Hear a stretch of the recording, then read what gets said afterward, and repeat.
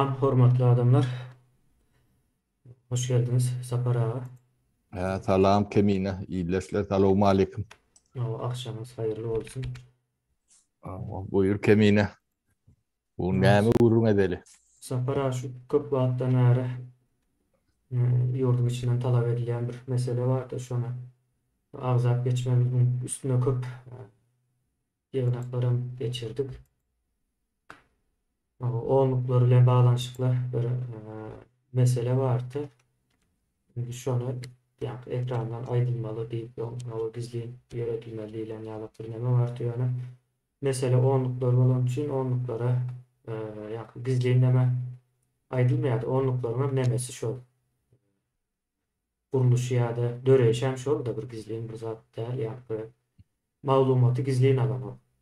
Şon yani deyip aydalı yani gönümel işleşileyen değil bu halkın köpçülüğüne yetirliye onluklara näme demek şu mesele düşünüp hareket ediyen adamların bir araya gelip yani arkadaşlık dayanışıp bir araya gelme diyen yalıp bir zat da.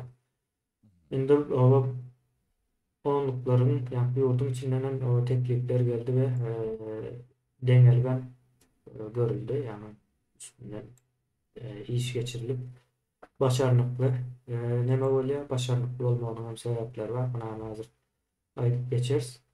Umuma e, onlukların Türkmenistan'ın içindeki hukuk idareleri ve hukuk koruyucu deyip ad veriyorlar. Yani ben onun yani bir adı vardı neyse bilemem. Dünyada, Hukuk dünyada hukuk koruyucu değil mi yani olmalı da? Yani kovupsuzluk boyunca deyip gidilyen olmalı. Bilişim boyunca yani yok sivil ben bar kovupsuzluk. edecek kolu aydayan olmakları mümkün. Ama ben şu an yani düşünmediğim için yani hukuk koruyucu değil hem de adamlar aklına mehkeme, polis, prokuror ve yenileme şunu yani sözler geliyordu. Şu sebeple ben yanlışlığını düşündüreli yani şu olursa da iyileşlerimizden düşünmeli. Bizim aytacak olan kavramlar. Indi e, şu hukuk e, koruyucu ya da korulayan idarelere işe girilmeyi bu arada teklifler geliyor. Hatta işe girdim, işler başladım e, deyip haberleşip görenler var. Yani içinde işler görenler var. Her gatlakta da yani hukuk koruyucu değil yani idarelerin her gatlarında da var haberleşiyoruz. Şimdi bunun o mühim tarafı şunun ýaly hem içinden köp zady bilip bilýäs. Soň ertir bir gün bilneme bellenen bir gün barda ýa-ni bählikli gün mi diýelýär-de. Sehet bunni. Sehetli gün diýelýär. Sehetli gün ise hasam gowur. O sehetli güne gelen wagty ýa-ni halkyň işini ansatlaşdyrjak ýa-ni Gazagistandaky ýa-da Garabagstandaky ýalak waka gaýtalanmaz ýalak diýip o pikir edilýärdi. Köp wagtdan bäri şol wakalar bolandan bäri esaslanan. Mesela Rusya şonuň ýaly sabotajlary döredip bilýär. Bilmesek de olaryň edip bilýän ýeke-tek işlerinden biri. Indi şonuň öňüne geçmeli halkyň garşysyna zulüm edilmezliği üçin ýa-da yara ulanmazlıkları üçin hemme zatdan haberdar bolmaly we şu an arkaýynlyk bilen ýumşadyp gerek bolsa bastyryp ýatyrmagyna mümkinçiligimiz bolar ýaly. Şonuň ýaly bir teklifler bar. Onu sonra çak edilýän bir neme bar. Şu içeriden gelýän maglumatlaryň esasında ýa-da maglumatlar okan wagtym şu sehet bugün gelen wagty polis işgärleriniň e, hiç birisi birinci, ikinci günden son olaryň tarapynda durmaya özü dargap gidiýär ýa-ni halkyň tarapyna gönümel geçmese de köpüsi dargap şu taýda ýerim düýnesine ýalap bolar diýilen bir neme çykýar orta. Eger şonu ýaly boljak bolsa, olar yerim düýbüne siňse galanan şu onluklar ýa-da halkyň tarapyna geçjek soňky pursatda da pikirleyip geçjekler bar da. Olaryň ýeri bar. Şonuň ýaly bir ýagdaý boljak. Ine bunu onluklar bolandy üçin açaçan aýdylmagynyň kararyny aldyk biz öz aramyzda sebäp zady. Ýa-ni onluklara maglumaty gizleýän etip bolarak şol tarapy bolandy üçin. O indi nähil bolmaly? Nähil bolsa şol organlara işe yerleşmek. İşte işläp görenler vardır. İşläp ýörkä pikirini üýtüp geçjekler vardır. Inde bu diktaturanyň işi aýtdy, batyçyzykdan çykdy diýip pikirlenýän adamlar bar. Sebäbi habarlaşanlarynda misal berip aýdýan. Şolaryň işten çıkman şu taýda dowam etmeye gerekli diýilen näme ýurdun içindekilerin tepkiri. Bizem bunu doğru gördük. 2 aýdan bäri kellämizi agradýar bu mesele. Şu karar doğru diýip ynanýas diýeli. Demek kemine ýaňy bir meseleni agdadyň. Kazakystan barada, Kyrgyzstan barada. Bizim Türkmenistan'dan alyan maglumatlarymyz Türkmenistanyň içinde Türkmenistan'da däl adamlar peýda bolup başlapdyr. Olar gün görnýär, ýa-ni daşky sypatlaryndan dillerine çendi. Ödem ýa-ni sportivno telosложение diýär. Demek o etkeri näme ýakyn şolar tipli adamlaryň sany köpelip başlapdyr. Aşgabatyň içinde de onuň Guşguý daşawuz taraplarda da bar. Diýilýär, onuň ýa-ni Balkan tarapda da görnýär. Şol atlar ýam üçin bize ullukan ýa-ni sonra alamatyny orta goýýarda. Mine Kazakstanda bolan wakany ýygyny seredip analiz edýärse, Tokaýew telewizionyň öňüne çykyp halka 20.000 tane terörist izledi diýendir. O ýama daýanyp diýdi. Soňam suwu da berip bilmedim.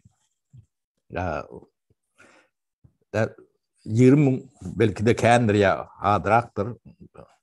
Şömeçlerde adam giren bolmaly. Ödem Rus etkenleri bolmaly şolar. O ilk atış edenlerim şolar bolmaly. Ýa-ni Kazakstanaky bolanda adam başky imajyny yaratmak üçin edilen zatlar hem bejer şolar edenler. Bu işler şeýlere edilýär.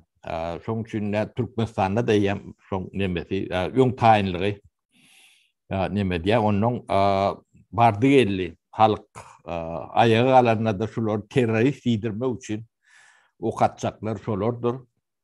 Adam öldürjek nemeler hem şolardyr.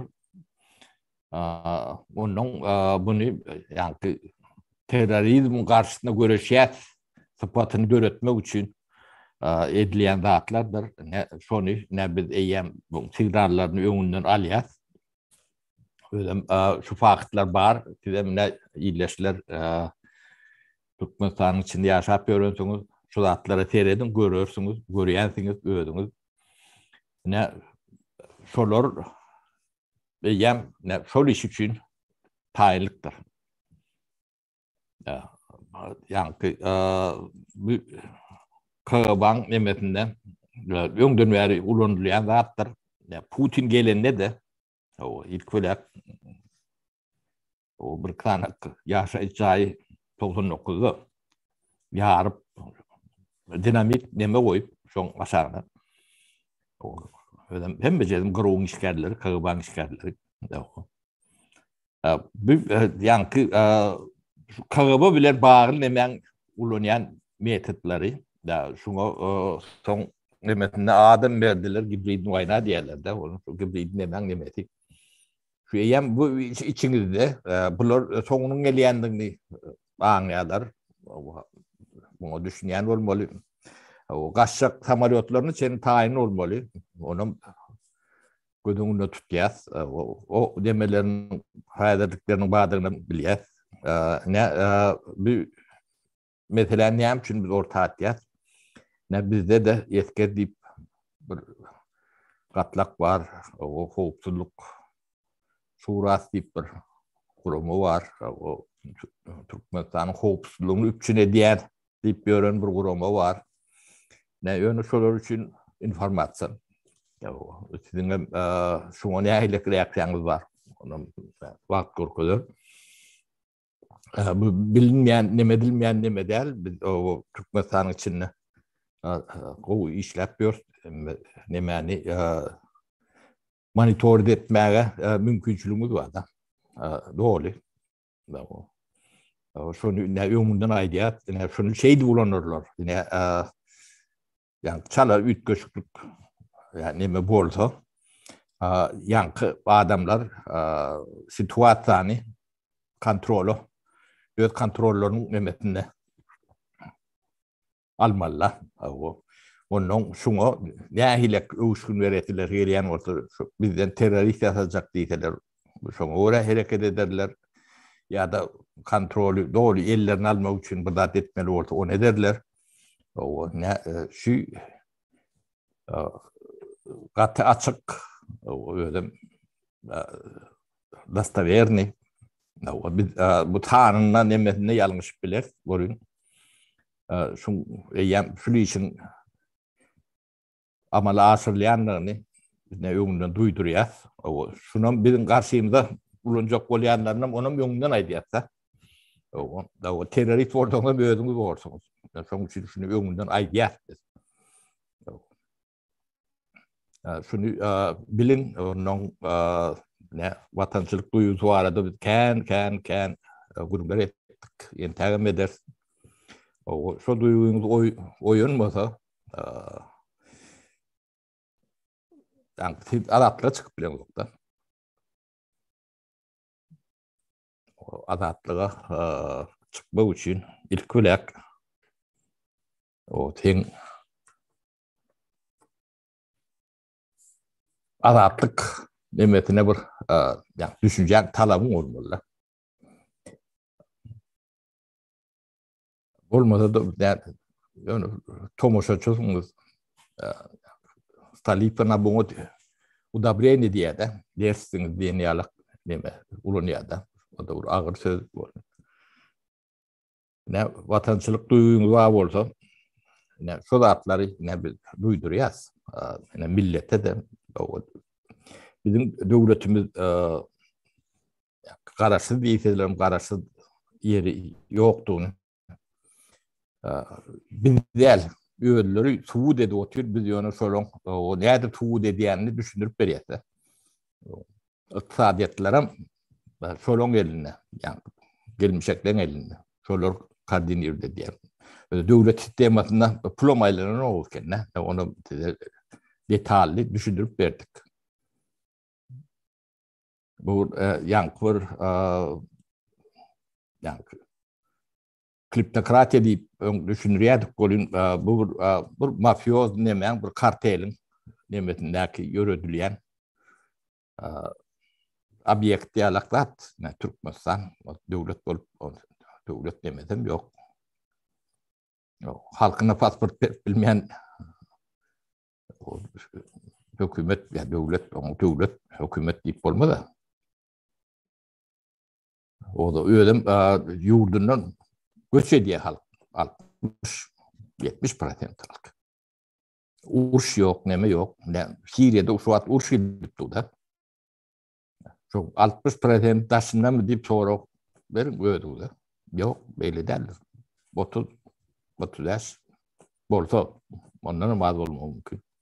Taşındadır. Türkmenistan'da urş yok, hiç sat yok. Hem çünkü halk taşından. O terk ediyor öyle Gorap taklabım bilen okda. Şu an taşına uçokları uçurman içine kalksak diyorlar da. Başka nemeti yok. O suat uçaklar rahat. Yani hava demet mendil işlep duran olsa Türkmenistan için adam var mı? O tane yaşar yalan mütbendirler. Yani şoň üçin ýa-ni oğurluk diýilen mesele bu täze bir zat däldir. Bizim ata-babamyzyň ulanyp gelýän metoddur. Onu bizim medeniýetimde durmuşumda sink giden zatdyr. Türkmenistanda tire tayfa var diýerler. Ýöne tire tayfa ýokdugyny bilýärler, darganlygyny. Ýöne şonu siýasy nemede ulanmak üçin o tire paradlyk nemelik bar diýerler. Ne Türkmenistanda mysal üçin tire tayfa bolan bolsa tire taypaň bir aksakal bolýandyr. Ya şolsy ya da yani söz sahibi diýil ya. Şolaram o Türkmenistanyň namysyny gorardy her biri. O şolaram öz tire taypasynyň namatyny gorardy. Orsi edilmez ýolda. Öz milletiniň nemesini gorardy. Biz ene şu tire taypalary ýok bolan tire taypalary diretmeliler. O bizim medeniýetimizdir. Elbette ýokdur. Onu şeyle demede unolunýa diýip şonu ýok etjek bolup edilýändir. Tin etseňiz kommunizm nemetinde diýilýän zat bilen edilýän zat 180 gradus tersinedir. Şu tire taypa diýilýän bolsa şoňa şanda bir zat bolmalydyr. Bunu ulanjak bolýanlar şeydi. Ýöne tire taypa ýok. Bolan bolsa bu ýaşyly bolardy. Her biriňiz bir tire değişli bolmaly. Değişli bolsaňyz siziň bir ýa tire taýpaň bir başynda bir ýaşyly bolmaly. Akly dogry bolýan, ýol dogry bolýan, matlaga dogry bolýan. Ýokdur. O ýok bolsa diýmek tire taýpaňlar ýok. Bu näçe bir zat, mesela Seljuklu döwletine yüzlerce tireden var hatta. Seljuklu. Hemmen bile şondalyk. Bu Seljuklu döwleti şu yüzlerce tirenin esasında kurulan bir döwlet. O. Dine nemede däl o. İçinde Eýranlar bar, Arawan bar, Kürden bardy. Hemmesan bardy. Döwletin içinde. Hem yani milletin içinde tireler ayrılsa şu olursa da milletlere de girilýärdi. Seljuklu döwleti. Zatları nemetler der. Şu komünizmde nemet görkezýärler. Türkçede çarpık diýip bir söz var. O çarpýarlar onuň şu diýenini tersini okamalydyr. Şunu dogry okap bilmeli. Şunun aýdýan zatlary ne diýerler de. Diğerler bolun bu aşağında ne hem var deyip şu sorağı özümüze vermem gerekti.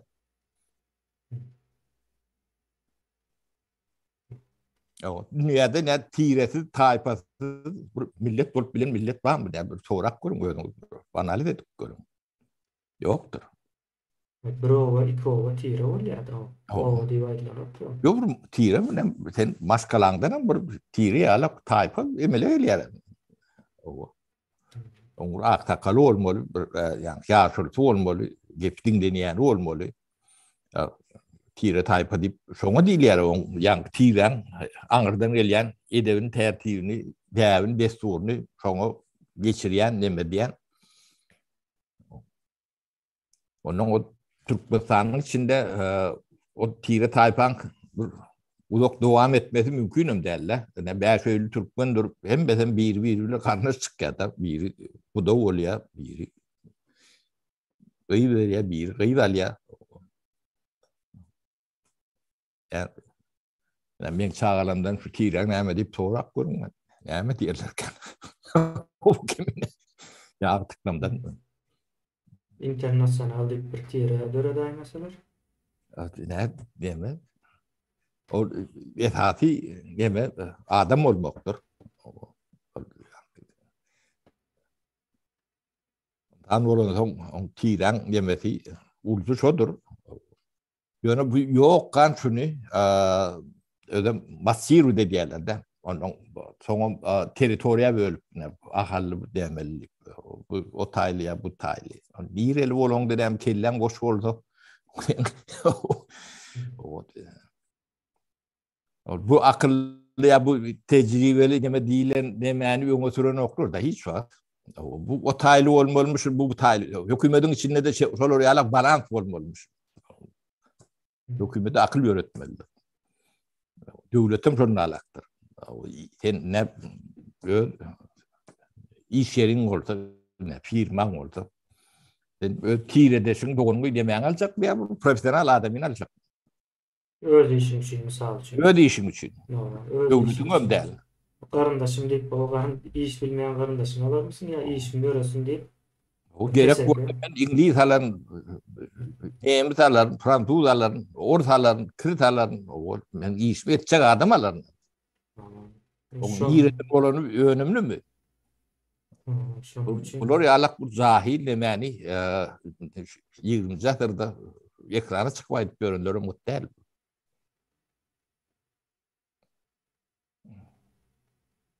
O halk, o denglikmişin. Onlar dengliğin bunun bir demelik konu. Samsıklıktan denglik konu. Ya bu topar samsıklığı bir yerik uyuşurum dönemez. Öyle deng uyuşurum dön. O taydan 5 samsık, bu taydan 5 samsık tip uyuşurum dön. Hemen netice alacak. Yani devlet nemetinden bunları yallak borguz nemeleri ortağa atmalı dem kendiyen benim fikrimce.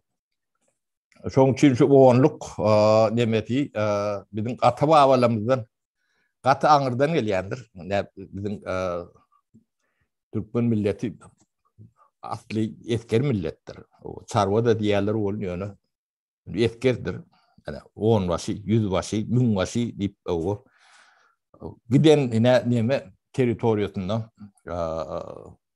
şu Mardan Bagdad'a çenli eyleten yani Pakistan Delhi baburları çendi bir dille yani 10 başlı 100 başlı yani 10'luklu 100'lüklu nemeler diyenler atarlar oyuncu. O bizim bu değerimizdir. Desturumuzdur. O esker kuruluşumuzun fırnalaktır.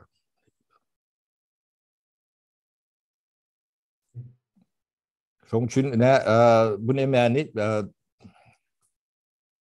devlet hükümet idaralarına o yirin içinde öz oğunlukluğudu, yüzlükluğudu dörödü vermeliler, içine girmeliler. O deme urşun içi önemlidir.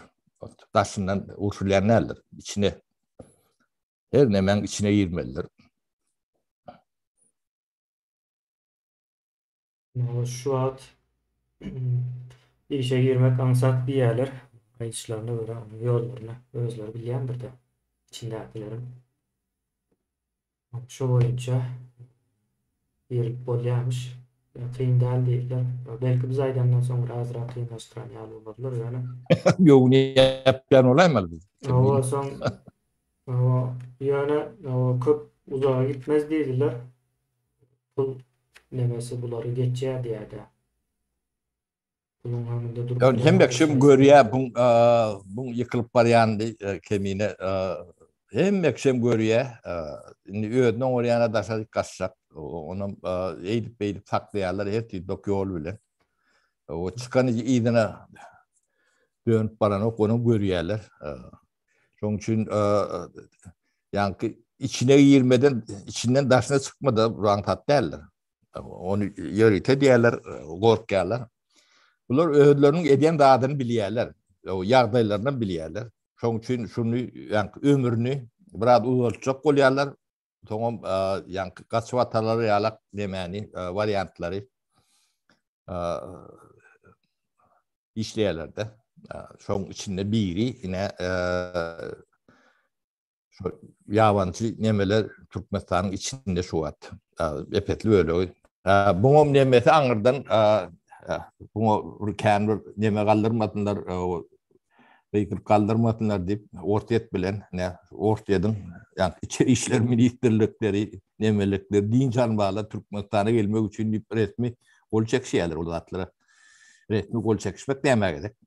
Türkmenistan açık devlet bolsa her kim diýjan bala geler, içeri işlerim, daşary işlerim o tapawdy yok, öňe watandaşlarym gelip bilmeli. Ama biz etmedik diğer yalda bir zatlar olsa. Owa. Yok yine biz deyince ayırdık.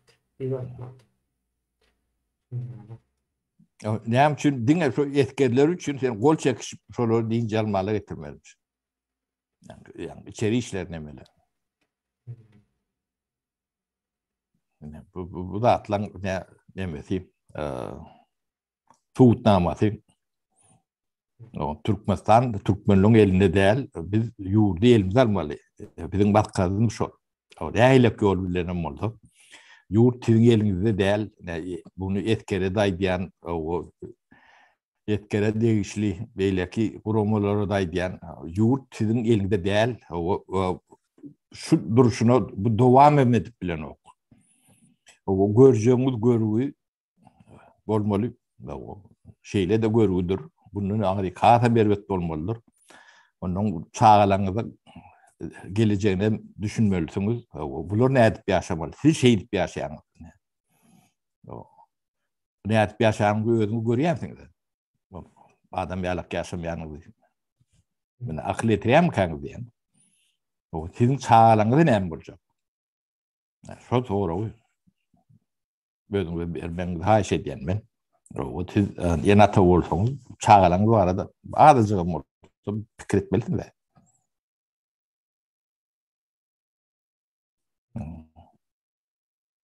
Olmasa ne doğru alamatı. Türkmen halkının yardaşında içine girip bilen nokta. Yani bu topar yani ortadan adamlar Türkmenistan'ın içinde getiriyor. Bu ne hilek oluyor? Sonra verip bilen yok mu? Bu ne hilek beyle oluyor? Sessiz, üyünsüz. Oğlum ne mi işi altaydı? Turist ortam, turist hem şey açık olmalı. Büyük halkına yapık devleti ile ne edeceğim? O da bir soru oldu. Sen halkına yapık yurt. Bunlar da yeme koronavirüs bahane diyordu. O koronavirüs bahane diyen oradan. Sen halkın taşında. Sen halkına taşında kim seyretmeli? Bunları kim preview etmeli? Kim yani kedelini seyretmeli? Sen bunu kimin boynuna okladın? Halkı gorayamış yapıp yurda türme haber içindeki o halktan bu halktan daşında. Dele şotaydan. Kimi kimden gorayanız? Siz bunları mecbur almalı. Yani kedem olsa almalı. Bunlar entek kedeller. Yani ayak üstünde getmiyor adamlar. Bunun yani düşüncelerim yani itinki alat da. Katigen. İtem sağlıklı fikir diyen kendi. Yok neme şu tayda kemine ne it kuş demeler var da. Ne şu düzgünler var da. İtler çipli hem pasportlu. O isteyen adam şunu yani köpüldüp satıvam bilen o. Şuna da sen registrat etmeli, şertlerini döretmeli. Adam yalak yaşadık demedik. O sisteması var. Şuna biz bunu yani Türkmenistan'ın hakkı yani adamların demesinden has demedi. O adamlar görüp o gözünü yaşaylı böyle yaşış bu. Boğum diyorlar da. Nasıl para bir ildeşimiz iki gezek daha yazaydım ben diyen şuna. Cevap vereyim. Ya mayıplara nahil emirlikler olur ka diye. Ben ikinci dereceli mayıp diye. Taze Türkmenistan'da. Yeme ben cevap vereyim kemine. Aha. Ne pensionerler var, mayıplar var. Haksız yere işinden çıkarılanlar var. İşler görken. Şu sosyal nemede aslında Türkmenistan büyük bir sosyal devlet olmalı. Yani koruğu katlak değil ya da bunlara. Şolong hem becesi devletin demetindedir. 100%. Gerek olsa mayıplara 24 saat 3 menli bakıcı üçün edilmeliler. Ben çok taraftarı. Ne tip bolsa bizim közümüzde geçse saatler durmuşa geçmeliler. Eğer o orası katlağı, maip mücürükleri, pentenerleri, onun kamillik yaşına yetmedik çağalar vardır. Hem beceti devletin kuvvetinde olmalıdır. Yetimhaneler, Vatikan Yetim ülkeleri alanlar devlet. vardır. Şu gorolsuz katlak değil ya da bunun içinde hem benemeler giriyor. Şu devlet, şunun için devlet var. Devletin başka. Hemet olmalı. Aha. Separa menem azıcık bir zat boşayım. Köptel. Türkmenistan sosyal devlet olmalı dediğiniz hakikattan hem şonu ýaly sebäbi bizim travmalarımız gatken cemiyet. Birinciden bir komünizm diýilen bir travmadan geçtik. Komünizmde dowamly şu köpçülüğe ýol görkezilýärdi. O etmeli, bu etmeli diýip karar berilýärdi. Şo sebäplen halkyň dolu ýa-da döwletden garaşsyz, misal üçin Amerikanyň şertlerindäki ýaly nemede ýaşap bilmeýär. Bizim halkymız Şwesiýanyň şertlerinde ýaşap bilýär şu wagt. Şo şertte laýyk görünýärdi nemesi, jemgyýetiň häsiýeti. Şo sebäple soňky 30 ýylda köp zatymyzy ýitirdik. Maşgala uruluşy gitdi. Bir sagdyn maşgala gurulanok. Şo sebäplen çalt ýykylýar. Yeter etmezlik meselesi var. Şu yeter etmezlikler sebäplen birden ya yetim, ya maýyp, ya hassa, ya ýene bir zat larym muktary has köpeldi. Türkmenistanda ortaça ýaş 45 diýip bilýärmen. Orta yaş. Hawa şonu ýaly. Hatta aşak değil. Erkeklerin kawa aýallaryň 48 bir zat bolmaly. Onun yıl bunlar Dünya Bankı'nın nemesinde gördüm, yanlışmasam o oldu. Kağıdıma düşmedi. Ben hem gen kaldım. Şu yaş ortalaması şonun yağılmış. Onun içinde yankı keserler, ölüyenler, yankı garra ölüyenler hem 60'ın üstü hesaplan ya 80 görmem. Şu zatları düzeltmek için sosyal devlet çok suratda olmalı, kuruluşu sosyal olmalı. Ve sosyal devletlerin gowy performans görkezýän ýaly görünme olmasa soňky döwürlerde. o yeme kemine ne Şweýetde. Ben goňşum 93'e gitti de 92 ýaşyny goroýda belledik. Düýnüň nemeden geldi Italiýadan ýanky çempionat mira gatnaşýar. Ýanky orientering diýip bir neme var, sportda. Ilgap tokoyun içinde yol tapılyan neme. Şu 92 ýaş, 93 ýaşlaryň arasynda şoňa ýarşa gatnak. 92 ýaşynda ilgap görler. Ne? Ýaşaýyş şertleriniň nemeti. O Türkmenistanda da orta ýaş 48 diýdiň de onu Hudaý dakladym. O näýle bolýar beýle? Ortaça şonu ýalmış, ortaça ýaş. Ölýän awşoň üçin ýaş neme halynda. Görmemiyoruz da şu taşları. Ama nemede ne Türkiye'de şu atıdan madarına kilos dedim, Kilyos. o sonra yaşlarını tanıdan terediyen ol yaşlıcık adamlar 70'teyken 90 yılda doğulan adam. Şunun içine karra ölünü yok. Ben göremedim kemiğini. İnandırıcı. Şonun üçin ine sağlık meselesi boýunça da sosyal bir devlet olmalı. Sağlık nemesinde. En azından bir 20 ýyla Türkmenistanyň sağlyk boýunça gaty devlet tarapyndan güýçlendirilen olmaly. Ondan soň Ýewropa bilmedim standartlaryna gelermi gelmezmi? Ýa-da şoňa ýakynlar ýa-da ösüp barýan ýurtlaryna hataryna girip bilse. Ondan soň başkaça işletdiler talabalara. Yani hazırki ýagdaýda sağlık tarapyna da gaty üns bermeli. Yani sosyal diýmek şu sağlık ve adamın Ya cemiyeti borawy içindäki gatlagy howpsuzlygy. boramak şol näme kämillik ýaşyna ýetmeýän çagalar onuň pensiýa çykan garrylar, invalidler, keselliler.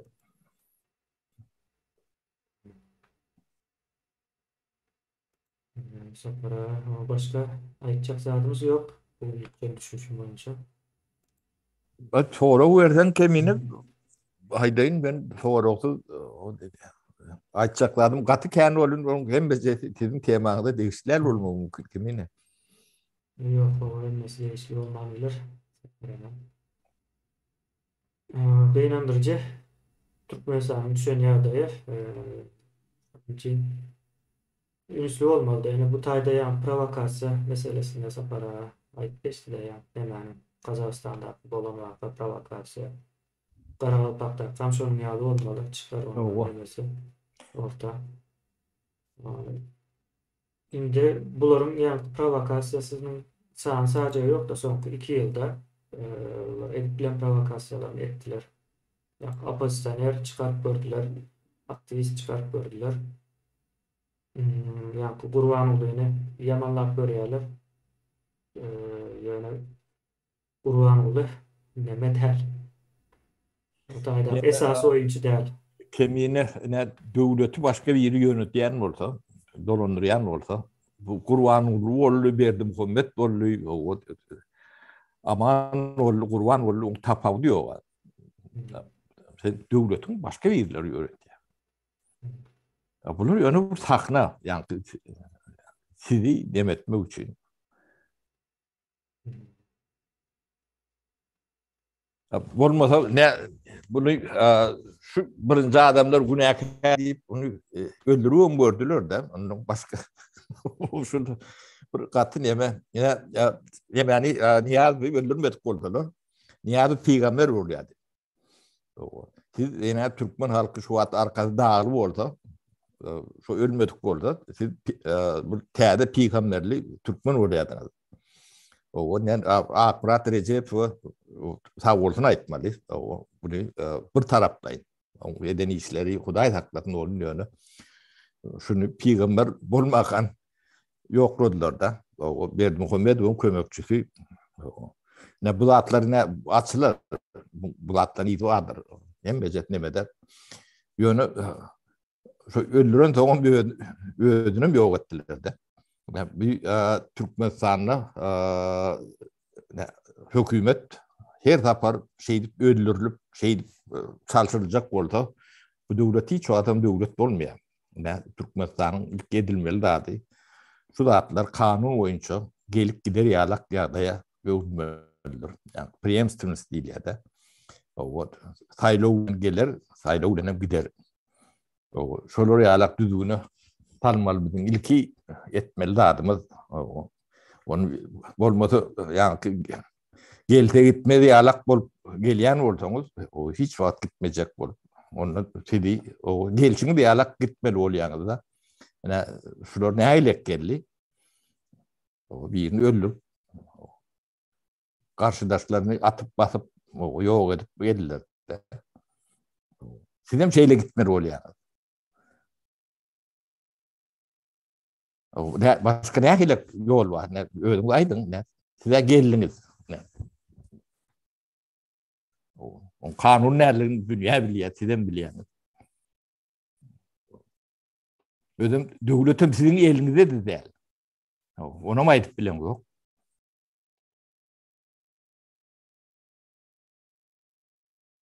Hepimiň ýani öňümizde duran meseleler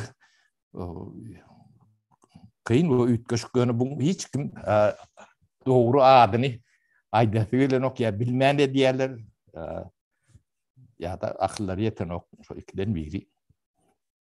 Türkmenistan sizin eliňizde däl, Türkmeniň elinde däl.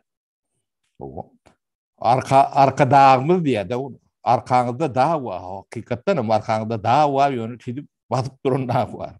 Yük size. Onu şeyle düşünmeli. Onu bize düşündürüp aydan beri yer. Yani Hram Türkmençen kovul yer. Şunu arkasında dağ edelim ne hile buraya kan o tinlak kuruyorlar. Dedim çapak salyan o. O ne? Arkası dağlı Türkmen. O. Şimdi O biz de şu dağı aşağına çıkarmak için biz uğraşıyoruz da şu an. Türklerin üstüne dağ düşüptür. Dağ düştü. Arkasına düşüp duruyor. Onu özlem yüzün yatıyor şu an. Eğlendirici. Sonra Abdur Sapar abi illeşimiz Türkmenistan'da pense yaşı näme bolarkan diye. Şu tayda bir sözlem kuracak dine. Sapar son galanlı siz has düşünýärsinizdir. Yine bir yurtda pense çıkma yaşı şu yurdun iqtisadiýetyň güýçlüligine seredýärdi. Iqtisadiýeti näçe güýçlü bolsa şonça da ýyr çykyp bilýär. Yani döwletiň nemesi hazynasy galdyryp bilýär şonu. İqtisadiýeti güýçsiz bolsa nemedir? Soňa gaz, Türkmenistan gazyny, neftini iqtisadiýet bilen gaşdyrmada. Haçan iqtisadiýet bolýar işledip bilsem.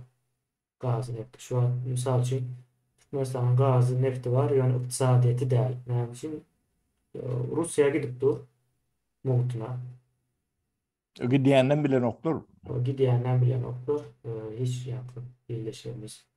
Näçe gidiýänimiz çıkaryp görkezdi Sapar bilen geçen ýyllarda. Näçe pul durýandygyny şo gidýän zatlarym. Kimler durandygyny arasynda. Kimler alýandygyny.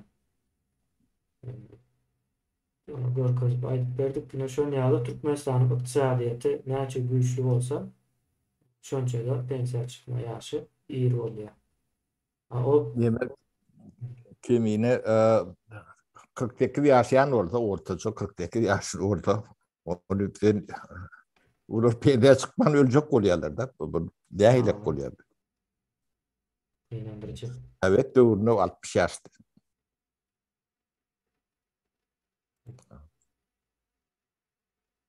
O tarafım var bu. Yönü yemek bizim önümüzde başka da bir de karışıp duran hoplar var. Şu hopu getirip koyulun. Onu istedik vaatları yani yemeğini kukurduyonu çıdaymak kalıyor da. Yine Türkmenistan hem ki tovasız koyulu halkı. Yine bir şu dini radikalizm için altyapıdır. O şu içine yani dini nemeni rahat talep oluyor. Radikal dini. Yani düşüncesi dini. O şu hopi onun neticesinin ne olacağını o vantana seyredeyim. Halkı dinden çıkarıyorlar da. O dine taliyat deyip o vantan din deyip adlandırılıyor da. Yani o vantanın şu atki adayı din bilen hiç kaltaşan yeri yoktur. O dinden çıkmadır. Dine taliyat deyip ediliyorlar da. Şu edilen dağın hem becerinin bu tüylük yani köp dağlarına bu tert nemesi orta çıkıyor da durmuştu. Radikal dine misal vereyin Sapar ağa. Näme diýip o pikir ederkär öýleşýärmiz belki. Gurbanuly, o Niýazow, Gurbanuly oglan hemmesi o Mekke'ye gittiler da. Hacca gittiler diýip aýdýarlar. Şu radikal bir neme zatdyr. Näme üçin şolaryň durmuşyna seredim. Niýazowyň eden etdikleriň sany ýok da. Vatikan zat etdi de. Bilýämiz ýa Gurbanulyň her gün getirip berýän geyzlaryň sany ýok diýip gürünýärler da. Kredimle şol adamlar hacca gidýär, musulman görünýär, o min edýär. Näme edýär, ine şol zatlar ýa görseňiz gözümüzün öňünde edilýän zatlar, din radikallaşma şol. Hakyky din dolmaýan zat ýokdur. Ýöret ulanma üçin edýärler. Yani bilgisiz din onu haysi tarafı öwürseň öwürüp bolýar da. Şoň üçin biz mekteplerde din taryhyny ýeke İslamam däl hemme dini şonuň taryhyny maňyrdan gelip çykyşyny o sebäplerini onu dinin giden tarih var. Yani Hristiyanlyk 2022 ýyl İslamyk bir ýarym ming o Yahudilerin ikisinden hem yönü onun aňyrda da bir ýaşaýyş bolan. Biz tarihi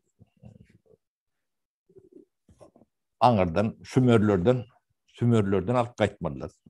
Dinden öňüm Allah'dan bolan inançym bolan, Hudaýam bolan, hemme zatlar bolan. Ne şo aňyrdan din näme çypem orta çykypdyr. Tarihi mitesi näme, eden zady näme, onun öňe näme bolupdyr. Şu zatlary biz mekteplerde öwretmenler onuň ýa-ni ýokary nemelerde dini ilahi fakultetler açılmalıdır. Din bilinmelidir. Bilgili dinin nemeti inancı ütküsü bolýanlar. O biz dinimizi bilem yok. O yazılan okuyan zatlar hem becetiyat tutulýar başka diller, yani Arap diline, biz Arapçany düşünýän we düşünmeýän we dinimizin tarihini bilem yok. Ama geçmişini bilem yok. O ýerden gelipdir, näde gelipdir, näde döräpdir. O tarihinden nähilek bir falajitil, atrisatil nemeleri var. Peýdaty, deleli. O bunu ýalňyş bolanlaryna nähilek bolýar. Bunu tiýatratda näde bolanýarlar, öň näde bolanýarlar. O bu zatlaryň hemmejesini biz bilmeli. O bilip biz dinin hiç wagtam garşysyna nemedem yok. Sebäbi müňgellap bir insan bir zada inanyp gelen bolsa bir zatlar bardyr diýip düşünýär. Yönü bilmemiz gerek. Şoň üçin bunu ilmi nemeti mekteplerden başlap öwredilmelidir. Medrese açıp öğrenen mekteplerde dini tarih öwredilmeli. Ýeke musulmanynkym da beýle Hristiýannym o beýle dinlerem öwrenmelidir. O bilgili adam o onancağını nemetini ödü ketkitler. Sapak hükmünde diýýäňiz. O sapak hükmünde. O ýöne bunu dindar olmak demedel, onu şu meçhitlerde nemelerde ýokary bilimsiz, dini bilimsiz adam imam bolmalylar. Ýalňyş satdyr. Sebäbi näme üçin cehalete Din inanmaly. Dine cehalete inanmaly diýerler-de. O beýle bolmalylar. Cehaletin eline din verip bolmaz. Onun siýasatyň eline berip bolmaz. Bu siýasatda ulanýarlar. Tömürýärler bol, ulanýarlar demedi. Tömürýärler hakykatdan din tömürýärler. Ýoksa gurban näçe ýa ýa. Siýasat. Ýeke gurban bolýar, ýa-ni eme Tokaýewam gidipdir. Näçesi.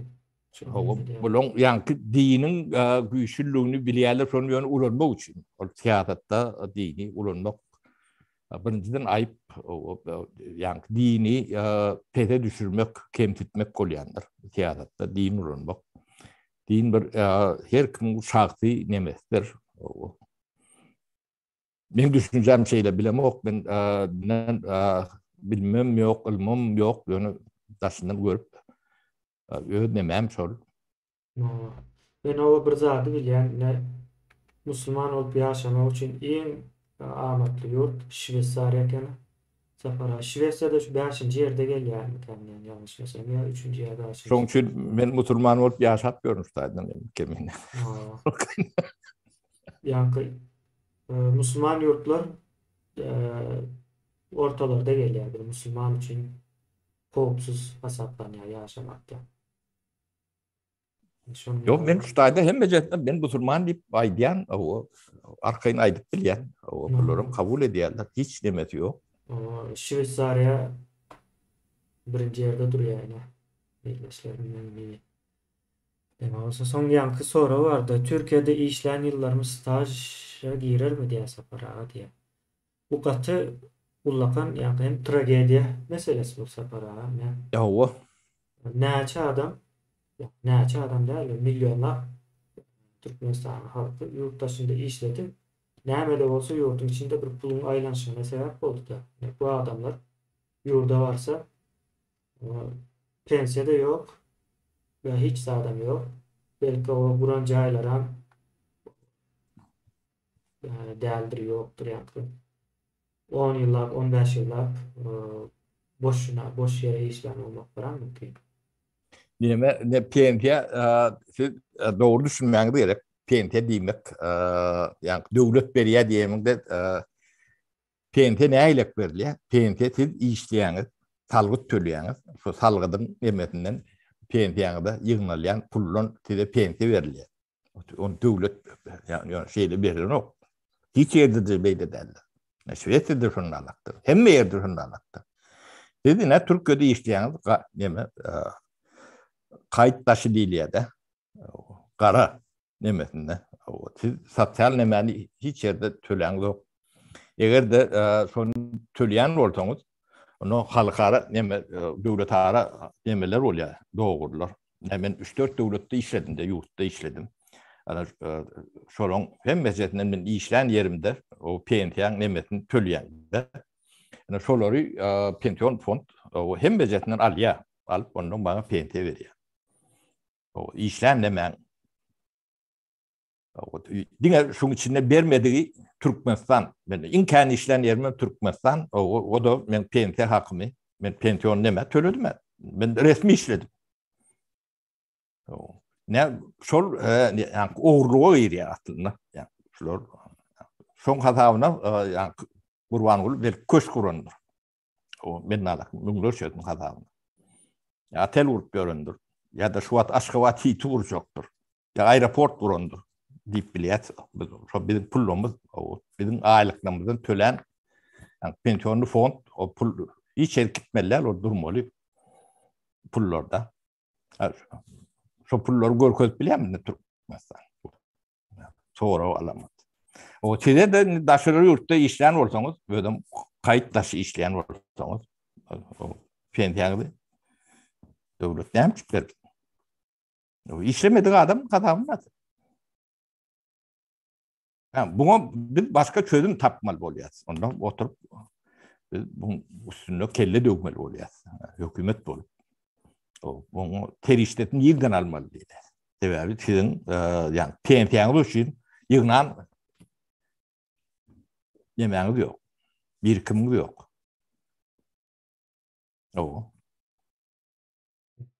O sana PNT verecek ol. Men beylekin kazanan pulunu sana vermeli.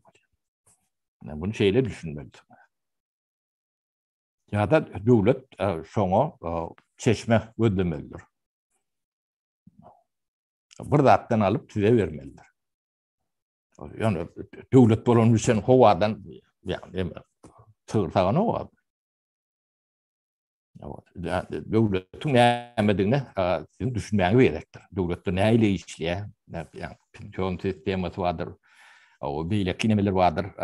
Adamlar Ýewropada şu zatlaryň hemme jeti yani mehanizm oturdurlar. Bunu devlet beren ok, sen öň işläp gazanyp töläp oturýarsyň. Sen berýän talgytlardan üýşän pulo şolary ýalak total goraw üçün edýärler. Bular howadan pullary nokdur. Döwlet halkyň üstündäki bir zat, pulum şonda bar hemme zat diýe ýöne aslında döwlet emele ýetirýän adamlar. Yani döwleti buramalaryny gurýar, buramalaryň döwlete berilýär. Halkara nemelerden kabul etse bir döwlet hökmünde tanalýar. Bu turman döwletleri ne bunun bir nemesi var. Ne hem meclisinde mahsus bir häsiýetleri var da. Talgyt diýilen neme kendir tölemele ýatkyn däl.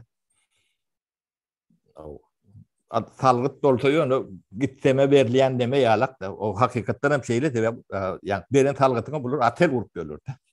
Müslüman devletlerinde şöyle. O ya tam neme özlerine samolyot alıp görürler. Ya öýlerine samolyot alyp görürler. Onu bular ýalak döwletde talgyt bermedi bu ne?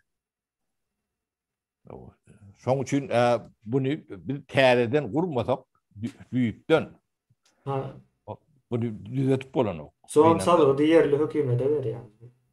Sonra haberilmiyor. Şoň üçin biz bunu yani merkezden desentralizatsiya diýilýär. O merkezden hökümi yerlere dargatmak mecburiyetinde. Güýji Hukuky yerlere. terişdeti bilen yerli hökümetlere berýär. Onun kazananlarım şu tayda galýar. Bethat öyle. Diňe o merkeze näme demesi var bolsa, onun bir norması var. Merkezden edilen iş var da onun çıktıcılar var. Goruňuzy üçin etmeli. Boşun var. Boşun var, ýene şoňa meňdeş bir topardatlar var da. O şoň üçin sen bir bölüňi bermeli bolýan, ýani talgydyň. O galany yerli näme almaly. Ne meseleler yavaş yavaş şey çözülür. O bir bunun içinde bolyan zatlar o demeler cahil demelemiz var. Hani davay diýildi. Davay bilen bolanok. Aşanyň alt ýapyny urmaly. O zähmet. Onun bilgi talap edýän deme. O sizde birinciden o bilgi yok. O görünüp dur. O howlukkan ordan diýmek yok diýmek bolýar da.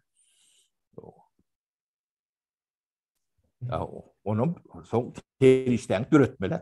Onu işlep kadar döretmeli. Öğretine dören o. Yankı nemeden uzaklaşmakka sonra yeni Ukrayna separa. Ben Türkmenistan'da işleyen vakti 15 yıl stajım vardı diye. 2005. yıldan beri Türkiye'de işleyen diye. Ondan sonra pensiye yaşım yetende pensiye alıp giderim mi deyip soraktır. Alt bilersin şu 13 yılda işleyen hemen pensiyen demesi olmalı. Düzgün oyuncu. Dünyanın nemesinde sonralar. Ben ne öğretimi size misal vereyim. Ben 5 yıl bundan 6 yıl bundan pensiye çıktım da. Ben pensiyonu yani işleyen nemelerimi hatapladılar. O ähli yani Türkmenistan'dan başlap o nirelde hayst devletlerde işleyen olsam onu tölen olsam o şu tölen pulondan üýşüp sen pensiyon nemen üýşýärde. Onun devletin bir strahowy nemesem var. Minimal pensiyeti var da. İşlemediğim bolsaň ýabançylar köp neme diýär. Yani ya bir taýpebäp bilen işlemeyen olsaň minimal pensiya diýip bir zat var da. Onu ne devlet üçin edýär. O da bir yerden nemesinde ýygnanan pontlar. Yani şoları koşup o sana pensiya berýärler. Yani şu pensiyamyň içinde ben Türkmenistan'da 20 ýyl oly işläpdim da. 20 ýyl ben kim? Türkmenistan beren ok. Türkmenistan'a olaýalyk berme düşünjesem ýok. Onu bilen oklar bermeliler öýden oklarda. Bular bir yani gezip görün bir topur yani cahilin bir topbogy döwleti yönetip ýör. Siz bulardan pensiya talap etjek bolýaňyz. Onu gaçyp tıpıp bilden zor bolýanys, ne şu wagt ýaşap görünmelen ýagdaý şonalakdy. Bu ýagdaý sebäbi döwlet diýse yani ýokardan bir zat ýagyp duran ýalaklat diýip düşünmäň. Yani döwletiň elindäki yani hökümetiň diýelik döwlet memeti başga hökümetiň elindäki sermaýe o sizin yani pensiya üçin bolan yani pensiyon fonddur. O şoňa öwürlen pullu şoň nemesinde size şonu berip biler. O da sen gazanan nemäňe neme. Bu hatawa ýöremelidir. Men Türkmenistan'da şu zatlaryň hatawy personalyny ýörýändigine de hiç ynamym ýok. Sebäbi yani personal nomerli ýok da Türkmenistan'da elinde pasportumuz ýok. Kimin näme o bilýän adamym ýok. Yani şu pasportlaryňyz bolmasa, şu bolmaýanyň bir ýeketiň hereket etme çäkligiňiz däldir. Bu aňyrtynda bu getirjek bir topor nemeleri vardır.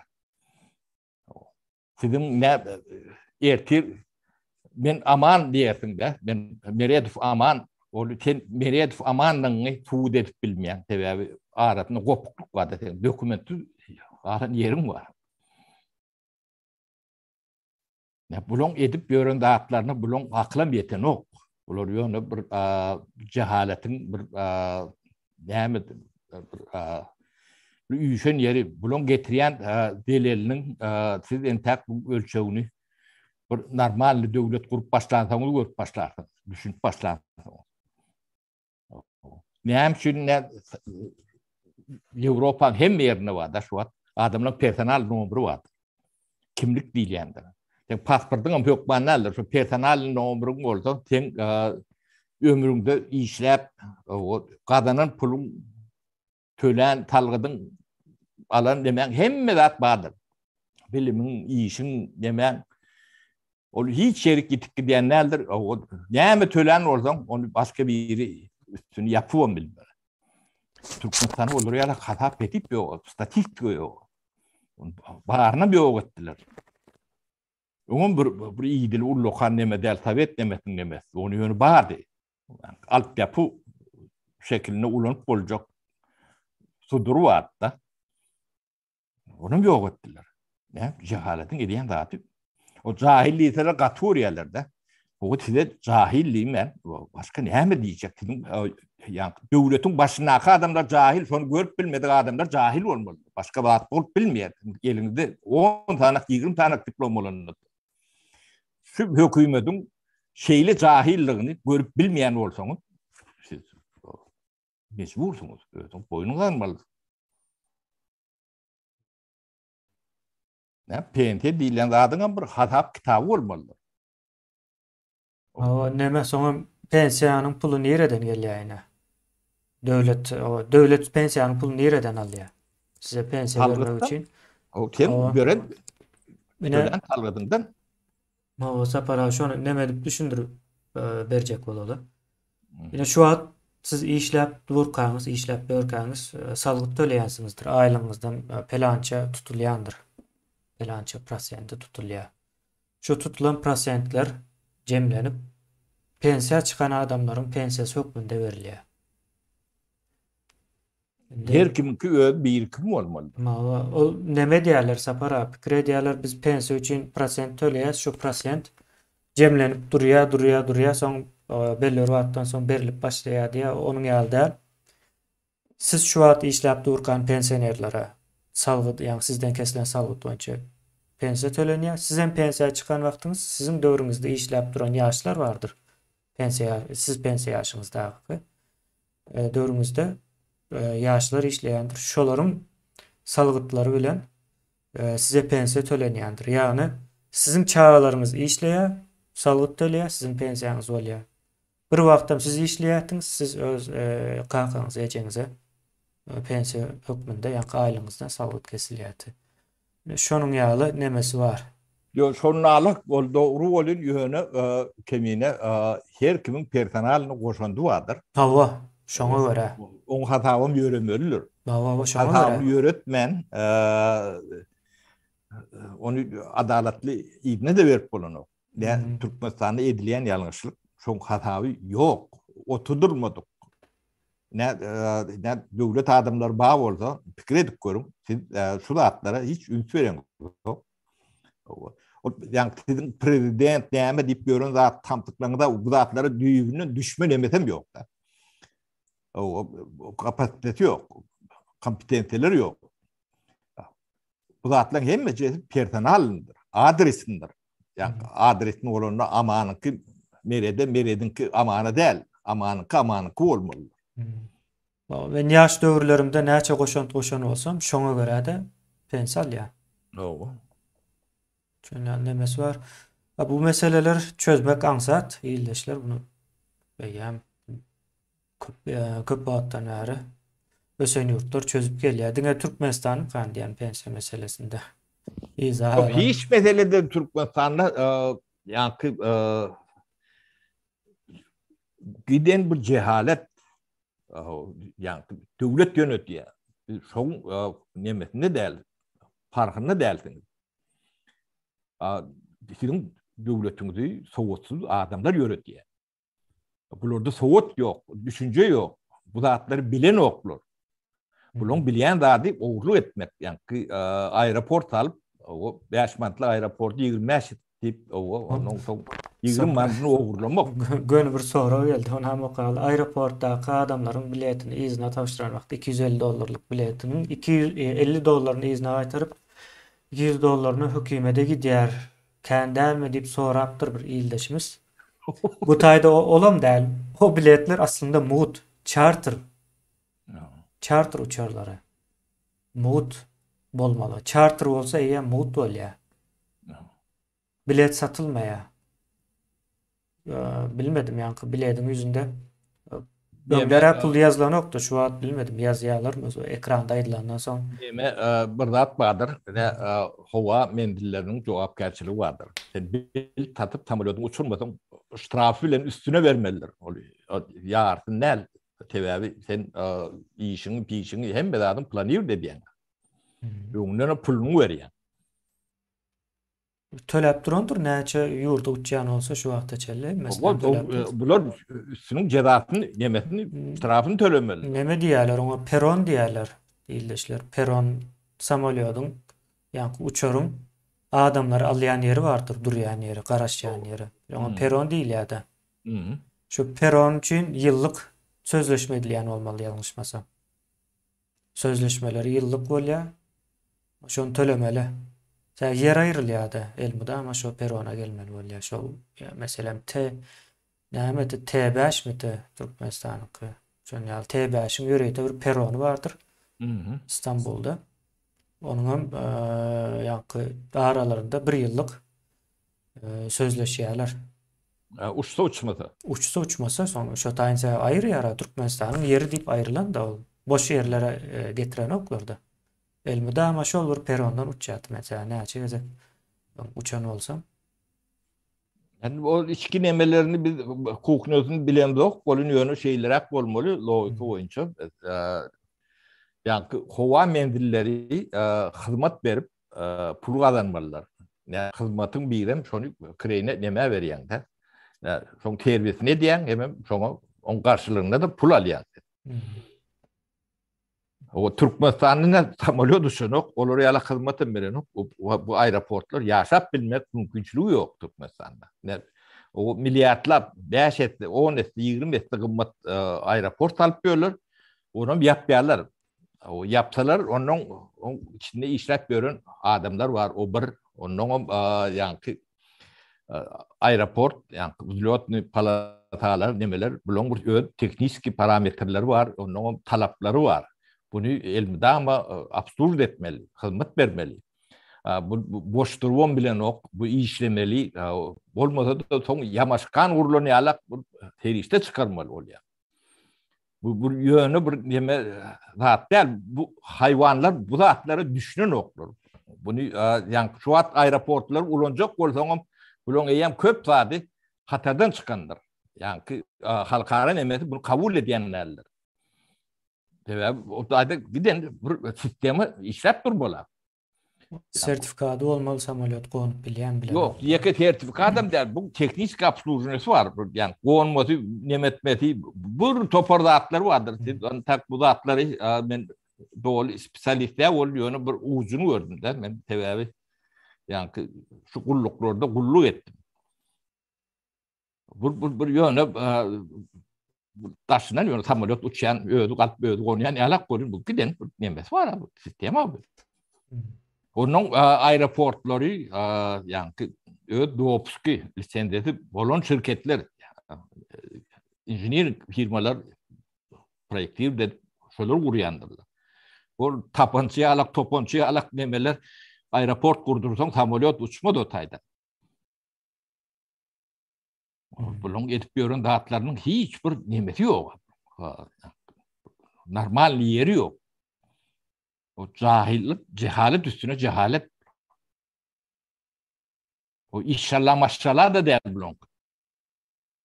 Ödem demen 90% daşa uğurluya, 10% bulur uğurluya. Yani Türkmenin 100% malı gidiyor da taşına. O Türkmenistan'ın delillerin başka nemeti yok da. Şunun yani tedbirata veren delili galiya da ortada.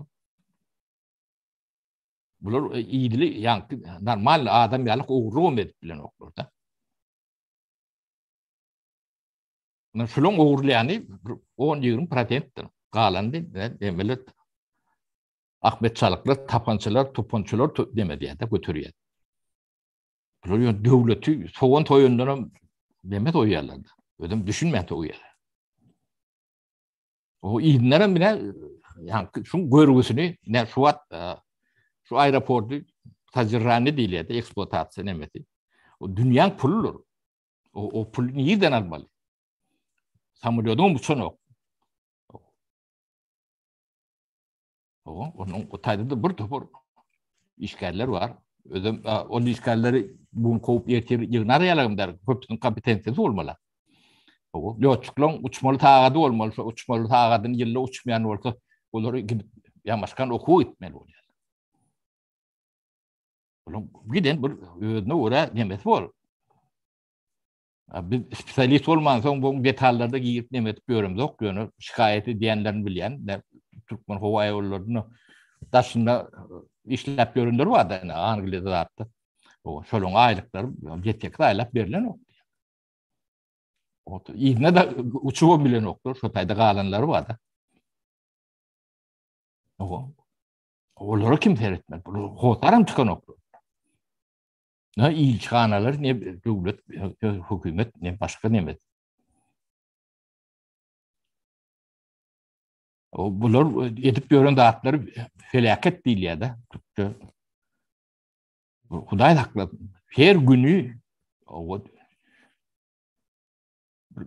yıla beraber diyen şulon yemedi.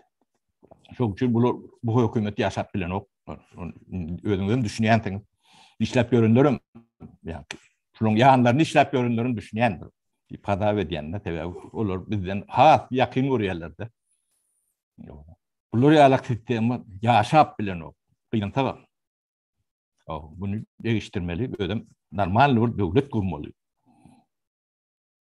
İşlep bilir yalak devlet. Yaşap olur yalak devlet. Milli olmalı devletimiz esas. Ödem milli olmalı. Sizin yurdunuz iyiyeti siz olmalı. Siz devletiniz ilk vilak elinize alın. Bizim gayımız şu. Size veriyen dememiz de mi şu?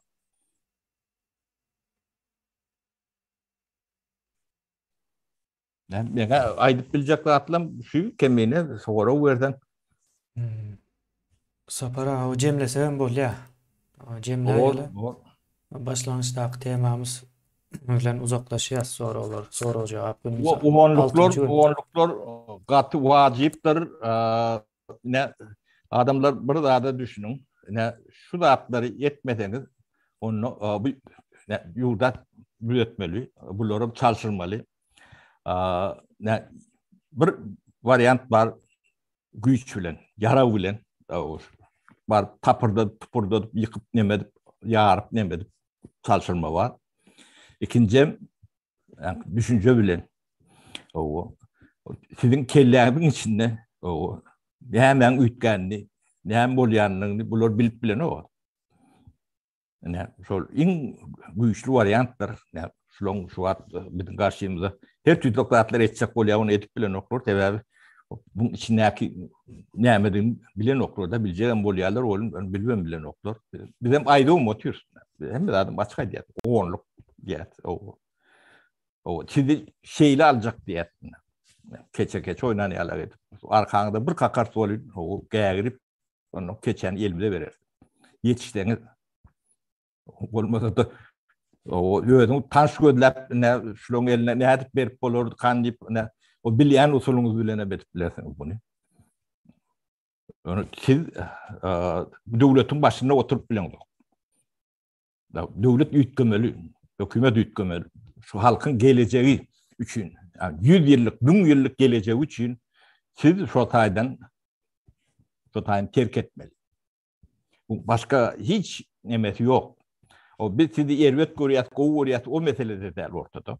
Yani şu halkın geleceği için, 1000 yıllık geleceği için, yani şu geleceği için sizi diğerlerine gömmelen olsa gömmeli, yakmalan olsa yakmalı, atmalan olsa atmalı, bağışlamalan olsa bağışlamalı. Yani Türkmen'in geleceğinin önüne göğüt bolup duran ne şu atki yani döwlet gurulşy. Şunu gorajak bolanam, şoň harawatynyň aşanyna galar, onam aýdýar. Bilip bilmän o käbir başga netler bilen etjegim bolsa aşanyna galarsyňyz. Onu aýdyn, sebäbi bu neme duranok. Ýaşap bilen ok. Türkmen halky döwleti öz ýerini almaly. Döwlet başga bir ýeriň elinde. Bu oturanlar ýani hökümet ýalak sıfatlary var da, ýani idare edýän nemeler başgalar. Onu düşündürüp aýdýar. Özüňi görüp dursaňyz. O içinde ýaşayanlar hasam öýrendir. İşläp ýörenler ondan metre öýrendirler. Bunu görmedik bolsaňyz, o günäňiz özüňizdedir, cezatan üstüňizde galar. Aşanyna galarsyňyz. Ýigitler. Size ne düşürkül dille düşündürýärse. Tarihin nemeti, çarxı, bunu bular ýalak sistemany kabul eden okdy. Aşanat neme diýen. O dedim bir aljak bolsaň o aşanyny çykyn wagty bar, ne düşündürýär. Ne aýdyp biljek atlym şeýlerek kemine. Sapara. Sağ olun. Düşnükleri de aýtdyňyz. Ben üstüne bir zatlar goşjak bolup bulaşdyrmaýyn. Onda şu taýda jemläýeli. Bolýar. Sağ olun, illeşler, sağlykda görüşelim. Kemine saňa da sağ ol. Sağ olun. Hemmäňize illeşler.